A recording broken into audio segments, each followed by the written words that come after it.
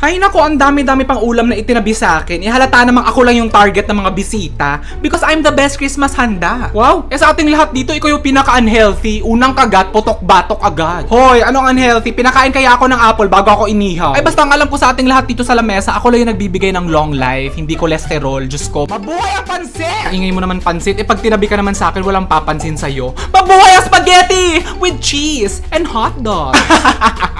Ang confident mo naman today, spaghetti. Baka nakakalimutan mo na lahat ng meron ka, meron rin ako. Long live lasagna! With cheese! At saka social yung pangalan ko kasi may silent G. Speaking of healthy, naku, umikot pa kayo, and dito naman ako. Because I'm grilled pa nga.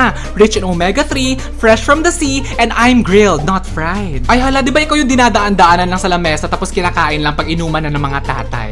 Oo nga!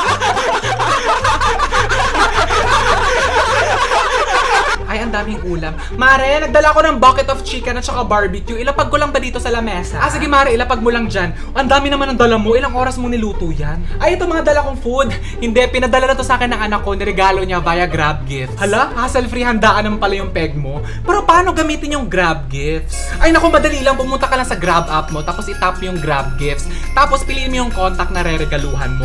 Alam mo ba na pwede to for any occasions, Christmas, birthday, binyagan, mga graduation, isali mo na lahat. Tapos ito pa, pwede ka pang pumili kung Grab Food, Grab Mart, Grab Express, Grab Transport yung ireregalo mo. Actually, yung taxi ko nga papunta dito, naregalo lang din sa akin ng anak ko via Grab Gifts. Naku, ang dali lang palang gamitin itong Grab Gifts na to. I'm sure maraming gagamit nito. Anyway, tara magkape muna tayo.